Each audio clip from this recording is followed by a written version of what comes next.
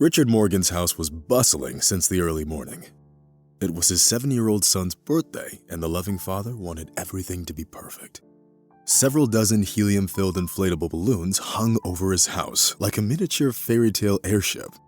Joyful music was heard in every corner of the house, and the tables were laden with the most delicious treats prepared by the Morgan family's home chef. Everything seemed perfect, except for the fact that the birthday boy's eyes were devoid of any sign of joy. Kevin had long grown accustomed to the luxurious life, and none of what was happening seemed like anything special to him. The boy's main problem was his disease, which had put him in a wheelchair. Thinking back to how it happened, Richard couldn't hold back his tears. Kevin's mother had passed away when he was just 1 year old. The little boy didn't remember her and only knew her from the photographs. His father was everything to little Kevin. Unfortunately, trying to make sure his son was never in need of anything, Richard had to work a lot and virtually lived at the office. On the other hand, the Morgan family's income grew fast, which couldn't but please the head of the family. But as we all know, everything in life comes with a price. And often the cost of success and wealth turns out to be disproportionately high. One day, while Richard was at work, his house was robbed. Masked robbers picked the lock and broke inside his home. They tied Kevin's nanny, sat him down next to her, and ordered him to keep quiet. They tore the house apart, looking for money and valuables. Eventually, the intruders left, leaving behind broken furniture and a terrible mess as a memento of their visit. Having involuntarily become witnesses to such a dreadful incident, Kevin closed up and stopped talking. As if that wasn't enough, the stress from the robbery was so intense that the boy lost his ability to use his legs and stopped walking. Initially, Richard thought that the cause of this problem was a physical injury inflicted on his son by the intruders. However, the nanny's testimony disproved this theory. In reality, no one had laid a finger on Kevin, and his ailment stemmed entirely from psychological issues. According to the doctors who conducted Kevin's examination, the boy simply stopped perceiving reality.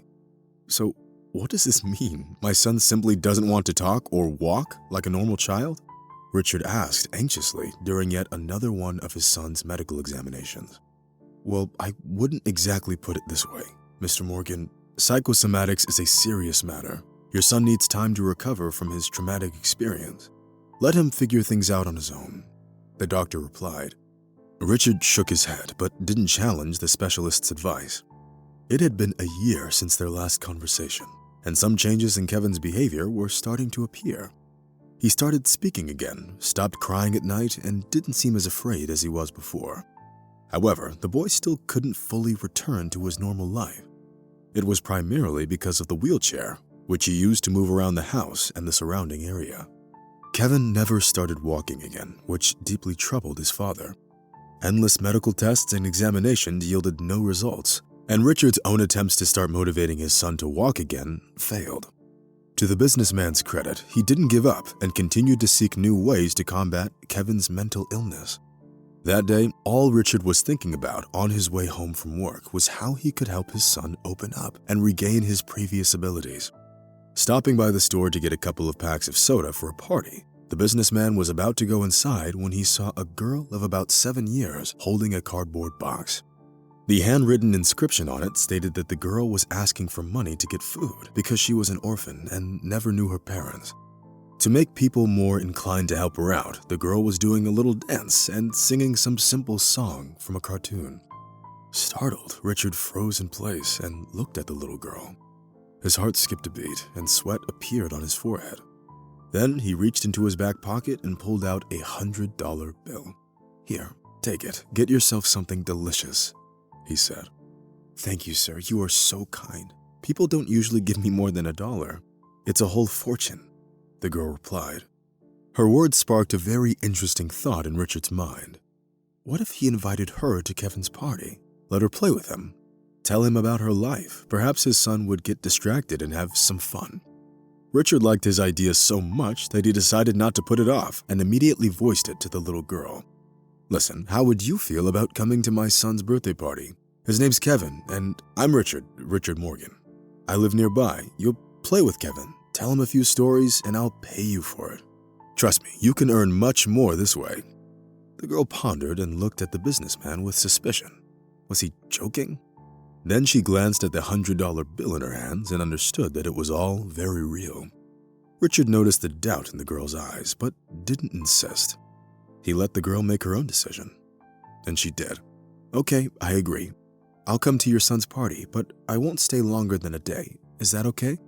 Richard smiled. That'll be fine. All right, get in the car. By the way, what's your name? Molly White, sir. The businessman nodded and helped the little girl into the car. Then he started the engine and the powerful SUV darted away. Throughout the journey, Molly didn't utter a single word and just stared out the window, memorizing the way. But when Richard's home came into view, the little girl exclaimed in surprise. Wow, do you really live in such a place? The businessman smiled. Yes, I do, together with my son. And there's also some help around. By the way, there's a swimming pool behind the house and a tennis court. Molly's joy knew no bounds. Her eyes made it clear to Richard that she'd never been to a place like that before. An orphanage could hardly compete with his house.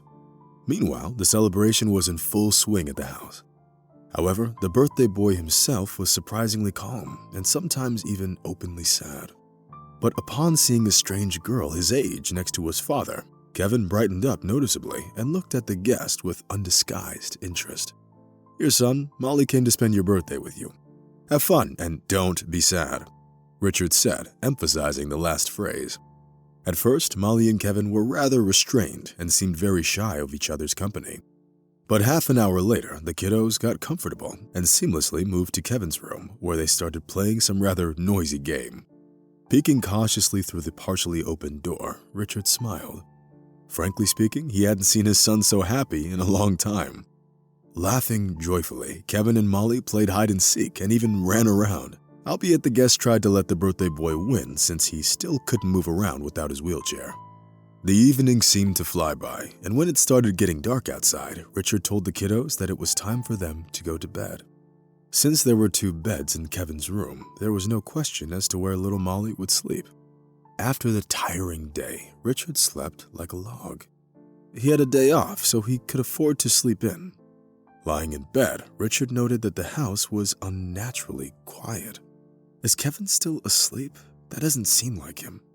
Having decided to find out what was going on, the businessman got out of bed and approached his son's bedroom. Richard listened carefully and realized there was an unusual silence in his son's bedroom, considering the time of day.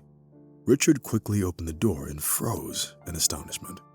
The bedroom was empty. Molly and Kevin's beds were neatly made, but they were missing. Richard rushed outside and almost immediately noticed the tracks left behind by his son's wheelchair. Oh God, Kevin must have been kidnapped.